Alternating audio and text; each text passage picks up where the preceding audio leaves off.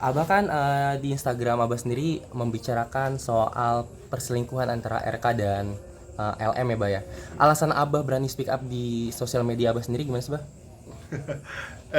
Jangan salah pahamin, saya nggak membahas perselingkuhan. Ya, sama sekali saya nggak bahas perselingkuhan. Urusan mereka apa, ada hubungan apa, di mana, kapan, ngapain, nggak ada urusan saya. Ya, itu karena kebiasaan kita sebagai ahli itu selalu tidak pernah masuk kepada materi, tidak pernah masuk kepada apa yang terjadi di antara kedua belah pihak. Dan saya mulai membahas ini karena pihak media sudah mulai mempertanyakan kepada saya. Tetapi yang saya bahas itu selalu konteksnya adalah sejak adanya konten konon rekaman yang di sosial media banyak yang saling mulai sharing. Kemudian juga mulai ada video, ya, video perilaku dewasa lah, gitu, udah jelas gitu. Nah, dari situ jadi Abah bahasnya masuk ke sana. Jadi kalau kalian sekarang menanyakan misalnya adanya perselingkuhan di situnya, saya nggak mau ngomong perselingkuhan, saya nggak bisa bilang itu perselingkuhan. Pokoknya ada hubungan keduanya. Perselingkuhan itulah kriterianya itu lain. Ada yang cuma sekedar orang berhubungan, ada yang baru lihat mata di dalam perselingkuhan, ketemu perselingkuhan atau apa sampai melakukan hubungan perselingkuhan. Nah, ini kan belum ada buktinya yang kayak gitu nggak ada peot nanti ini. Ini peot nanti katanya peot. Tapi Abah bisa nilai dari kan banyak rekaman suara nih, Bah ya, dari RK dan LM yang Abah bisa lihat atau yang bisa Abah nilai itu apakah asli ataukah itu buatan, Bah? Ya, oke. Jadi kalau kita bicara soal rekaman, sekarang banyak rekaman yang beredar ya dari masing-masing ya, dari orang-orang lah, gitu loh. Ada yang reposting, ada yang ngupload sendiri, gitu loh. Nah, kita ngeliat rekaman yang semua terjadi sejauh ini, yang kalau lewat di beranda saya lah bilangnya begitu, ya itu adalah mengenai konten dimana tahu-tahu boleh si wanita bilang pokoknya saya mau sekian M. Dah gitu kan, saya mau sekian M. Dan kemudian yang prianya tidak berkenan sama permintaan tersebut. Prianya masih ngeles, prianya ya dengan bersabar bilang bahwa dia tidak berkenan di situ. Dan dia bilang toh sudah ada perjanjian tertulis. Kita tidak tahu perjanjiannya apa. Berarti udah utarakan adanya satu perjanjian tertulis, ya. Tidak tahu apa yang mau diceritakan dan dicitrakan pada komunikasi tersebut, dialog tersebut. Kemudian mulai diutarakan bahwa adanya pria lain, ada figur lain yang katanya adalah justru bertanggung jawab sebagai ayah, ada kata-kata begitu. Nah, kemudian pihak yang wanita ada lagi tetap ya tidak peduli, tetap meminta uang dengan batasan waktu, dan kemudian kalau tidak dipenuhi maka akan mulai dibongkar satu persatu, ya. Apanya satu persatu nggak ketahuan, tapi kemudian hal itu juga yang pria bilang, waduh, hal ini sudah merupakan pemerasan. Kita bicara dialogis tersebut, ya, secara telematika itu yang disampaikan, dialog tersebut yang selama ini tersebar semuanya. Oke, nah, saya tidak mau masuk kepada suatu nama, pokoknya saya tinggal bilang pria dan wanita karena hanya dua figur di komunikasi tersebut. Yang pasti kalau saya lihat dari dialogis tersebut, ini dialognya ini nggak natural. Oke, kenapa nggak natural? Pembicaraannya begitu datar untuk sesuatu yang sangat krusial. Oke, krusial dalam arti ini udah bukan menyinggung suatu jabatan lagi, ini udah bukan menyinggung suatu misalnya kayak dibilang fitnah atau apa, tetapi lebih banyak ke arah pribadi dan kemudian bisa impactnya kepada urusan keluarga. Nah, diutarakan setenang itu sementara komunikasi ceritanya private, ya, dengan gaya bicara yang datar. Padahal kasusnya ini krusial, tapi gaya bicaranya datar, ya. Dan kemudian yang paling aneh adalah komunikasi tersebut berganti-gantian, bukan saling bertumburan. Kayak namanya orang bertumburan, dia ngomong gitu, kita pasti ya, kalau orang lagi kesal, lagi ngomong, di tengah-tengah kan satu membantah, di tengah-tengah nanti ada yang saling berdebat, umpamanya kayak gitu. Ini enggak. Saya selalu di berbagai media saya bilang ini lebih udah kayak konten stand up comedy, yang satu ngomong misalnya gitu, kamu sudah makan? Belum makan. Makannya makan nanti, mau makan di mana? Oh, nggak tahu mau makan di mana. Masa berganti-gantian? Ya, komunikasi A B, ya, nggak komunikasi datar. Sangat berganti-gantian dengan jeda yang standar. Oke. Dan salah satu pihak, saya nggak usah sebut ini siapa, saat dia bicara itu ada noise. Tetapi saat pihak yang satunya bicara, noise ini hilang. Jadi satu pihak noise-nya berbeda dengan yang satunya lagi. Nggak usah saya bilang yang mana. Tapi kalau secara digital diperhatikan ada itu.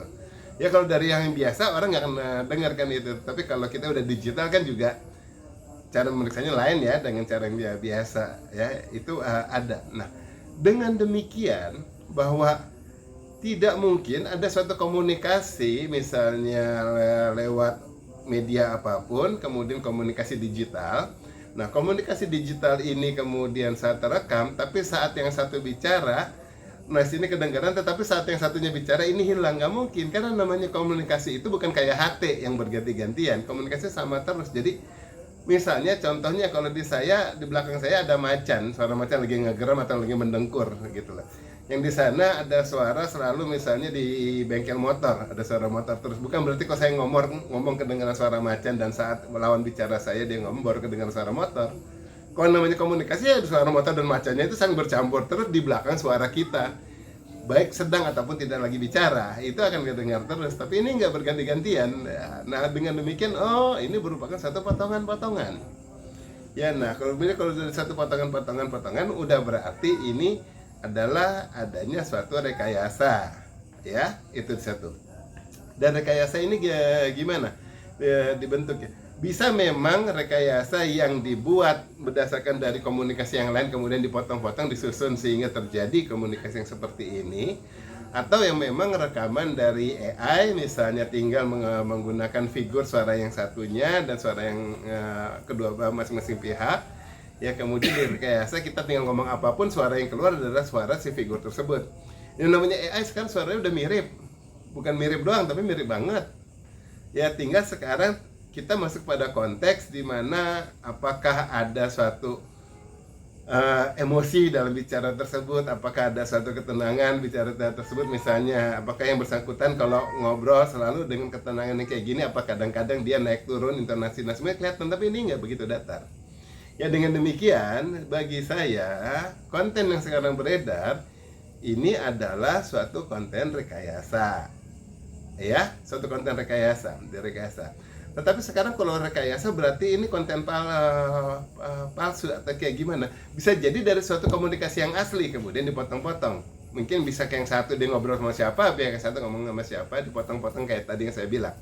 Ya dipotong-potong. Sebagai contoh, saya bertanya misalnya, kamu nanti berangkat pakai apa? Pakai motor. Ya kemudian pakai baju apa? Batik. Dipotong-potong-potong, kamu nanti berangkat pakai apa? Pakai batik. Gitu ya, pakai berangkat naik apa, naik batik, ya kan pakai baju apa, baju motor. Umpam itu nggak dibolak-balik, itu bisa aja tinggal dipotong-potong kayak begitu ya. Jadi memang nggak natural kalau yang saya utarakan gini, tetapi di komunikasi yang tadi di sana ini adalah suatu komunikasi yang tadinya nggak ada urusannya sama itu, kemudian dipotong-potong seolah-olah jadi adanya komunikasi seperti ini. Dan komunikasi tersebut jelas ada suatu plotting. Ya, plotting itu adalah bagaimana pembicaraan yang dipotong-potong, apa bukan pembicaraan, topik yang dipotong-potong. Tujuannya apa? Pada akhirnya membentuk satu framing, membentuk satu pengarahan kepada masyarakat, jadi ya, kepada pendengar lah, untuk kemudian berasumsi.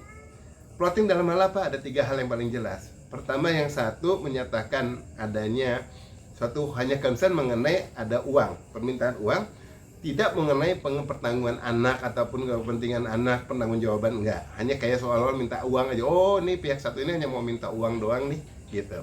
Plotting yang kedua menyatakan bahwa dia adalah pihak yang sekarang lagi menjadi korban.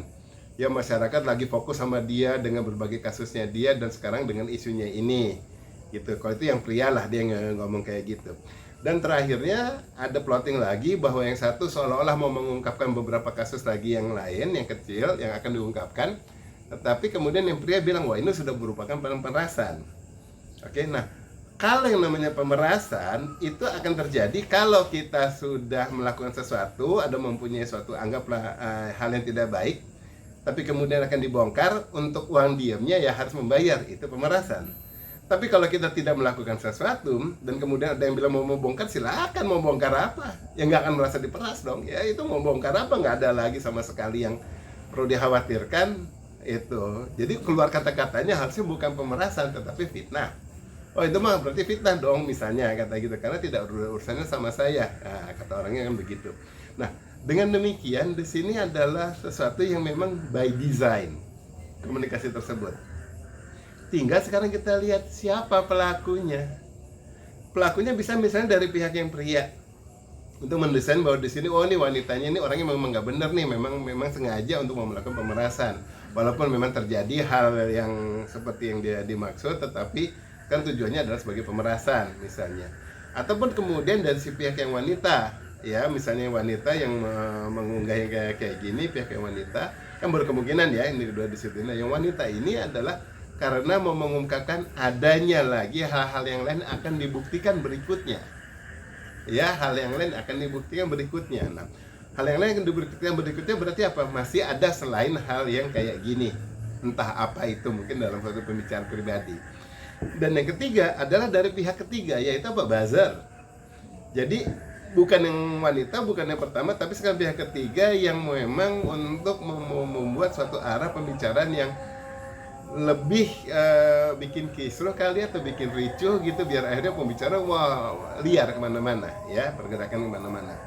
Nah kalau dari pihak buzzer ini yang masih perlu penelusuran, karena nanti ada pihak buzzer bisa jadi ini buzzer ini adalah independen, memang dia sendiri hanya pengen membuat suatu komunikasi itu aja, atau dia memang diminta oleh salah satu pihak ini ya, jadi lewat pihak ketiga di situ si buzzer ini yang dia kemudian mengunggah ini dan kemudian sebar kemana-mana. Nah hal itu yang nanti perlu diungkap. Kalau sekarang kepada media saya tidak pernah mau mengungkap. Ya kenapa? Karena ini kan baru pembicaraan biasa, penjelasan biasa.